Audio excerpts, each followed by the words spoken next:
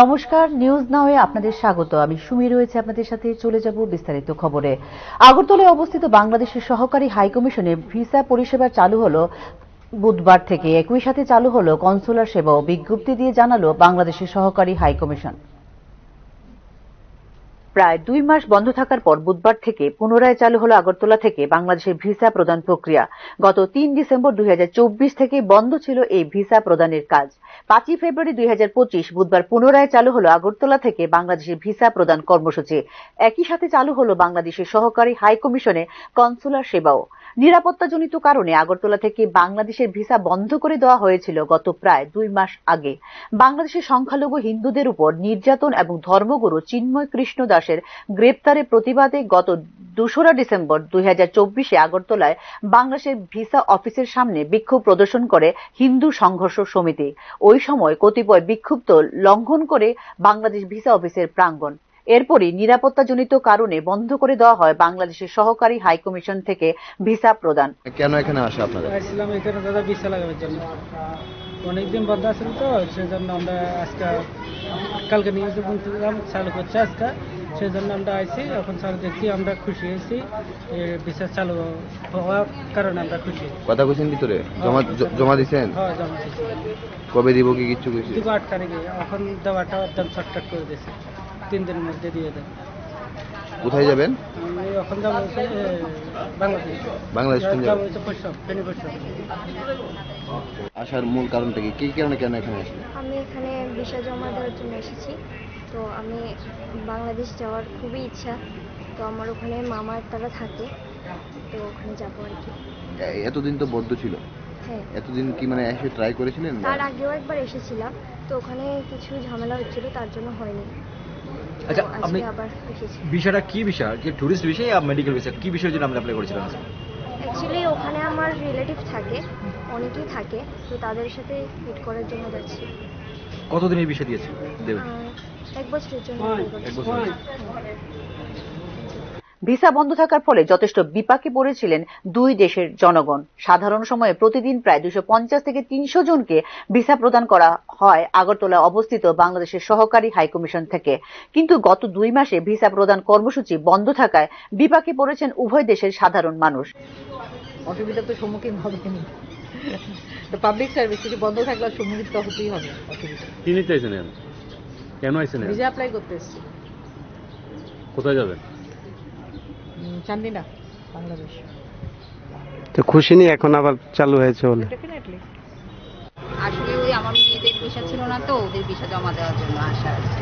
আমাদের ছিল, মেয়েদের ছিল না। হঠাৎ করে বন্ধ হয়ে যাওয়ার জন্য ওদের ভিসা নাই, অনেক কষ্ট হয়ে গেছিল আমাদের জন্য। রাতে কোলাতে আবার নতুন করে আসছে ওদের ভিসা দেওয়ার জন্য।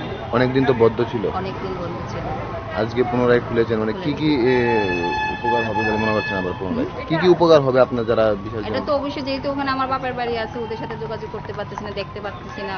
এই যে ওদের ভিসা ছিল না, সেই জন্য এখন ওদের ভিসা লাগাতে পারছি, আবার যেতে পারবো টেকনা বাপের বাড়িতে। সবকিছু মিলিয়ে যোগাযোগ ওদের সাথে, ওই দেশের সাথে, মানুষের সাথে দেখাশোনা অনেক ভালো একটা হয়েছে। গত 2 মাসে বিশেষ করে ত্রিপুরা বাংলাদেশ সুসংহত স্থলবন্দর দিয়ে যাত্রী চলাচল হ্রাস পেয়েছে প্রায় 75%। বর্তমানে পরিস্থিতি স্বাভাবিক হয়েছে অনেকটাই, তাই পুনরায় চালু হলো আগরতলায় বাংলাদেশের সহকারী হাইকমিশনে ভিসা পরিষেবা। Bureau report, news now. REGA প্রকল্পে 2025-26 অর্থবছরের বাজেটে বরাদ্দ কমিয়ে দিল কেন্দ্রীয় সরকার। স্বাভাবিকভাবে বাজেটে অর্থ বরাদ্দ কমিয়ে দেওয়ার প্রশ্ন উঠছে এই প্রকল্পের বাস্তবায়ন নিয়ে। গ্রামীণ অর্থনীতির অন্যতম মূল ভিত্তি হল রেগা প্রকল্প, এবং এই ক্ষেত্রে 2025-26 অর্থবছরে কেন্দ্রীয় বাজেটে হ্রাস করা হলো বরাদ্দ। মহাত্মা গান্ধী জাতীয় গ্রামীণ কর্মসংস্থান নিশ্চয়তা প্রকল্প বা MGNREG এর জন্য কেন্দ্রীয় সরকারের অপরিবর্তিত বাজেট বরাদ্দ 86,000 কোটি টাকা অপ্রতুল, এবং এটি এই প্রকল্পের পদ্ধতিগত ধ্বংসের অংশ বলে মনে করছেন সংশ্লিষ্ট তথ্যবিজ্ঞ মহল।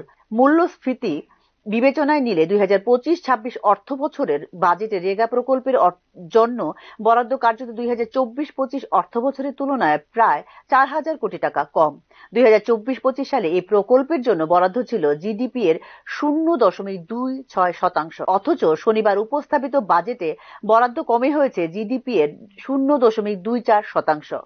গ্রামীণ পরিবারগুলোকে প্রতি বছর বিশেষভাবে নির্ধারিত মজুরিতে 100 দিনের কর্মসংস্থান নিশ্চিত করার বিধান রয়েছে আরইজিএ আইনে। ফেব্রুয়ারির 1 তারিখের সর্বশেষ তথ্য অনুসারে চলতি অর্থবছরে গড় কর্তা প্রতি পরিবার 45 দিনেরও কম কাজ পেয়েছে, যখন 2023-24 অর্থ বছরে এই সংখ্যা ছিল প্রায় 52 দিন। চলতি অর্থবছর শেষ হবে 31 মার্চ তারিখে। প্রকল্পটির ঘাটতি 9,860 কোটি টাকা এবং 1 ফেব্রুয়ারি পর্যন্ত মজুরি বকেয়া রয়েছে 6,949 কোটি টাকা। এছাড়াও প্রকল্পের গড়পড়তা 20% বাজেট পূর্বের বকেয়া পরিশোধে ব্যবহার করা হয়।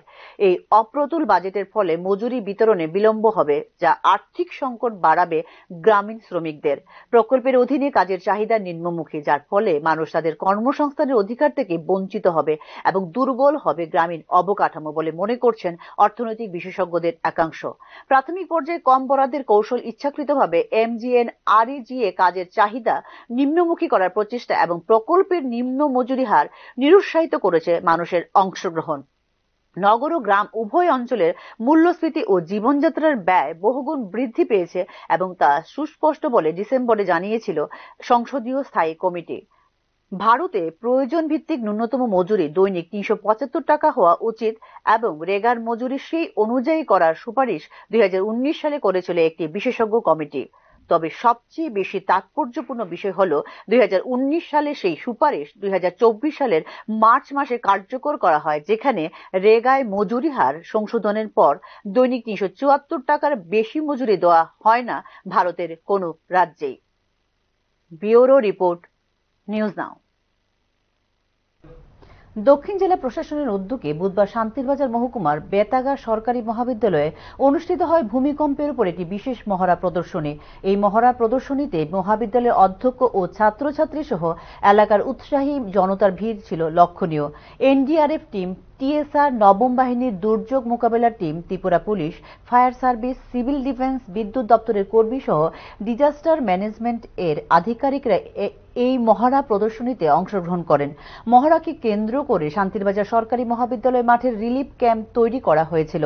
ভূমিকম্পের মতো প্রাকৃতিক বিপর্যয় হলে কিভাবে মোকাবেলা করতে হবে, কিভাবে আহতদের উদ্ধার করে চিকিৎসার জন্য হাসপাতালে নিয়ে যেতে হবে, এসব বিষয়ের উপর এদিনের মহড়ায় বিশেষ গুরুত্ব দেওয়া হয়েছে।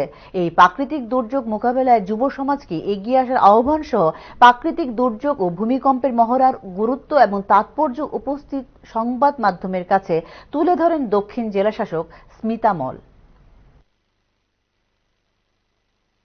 মক ড্রিল মাধ্যমে আমরা জনসাধারণকে, বিশেষ করে আমাদের ইউথ যারা আছে তাদেরকে এটা বলার জন্য চেষ্টা করেছি যে সবাই মিলিয়ে যদি আমরা ট্রেনিং এবং অ্যাওয়ারনেস নিয়ে যদি আমরা সবাই যদি প্রিপেয়ার থাকলে পরে আমাদের জন্য যে কোনো ন্যাচারাল ডিসাস্টার মধ্যেও লস অফ প্রপার্টি হো, লস অফ লাইফ হো, এটা মিনিমাইজ করতে পারবো। আমাদের সিভিল ডিফেন্স ভলেন্টিয়ার্স এবং আপদা মিত্রা ভলেন্টিয়ার্সও আজকে এই প্রোগ্রামের মধ্যে যুক্ত আছেন।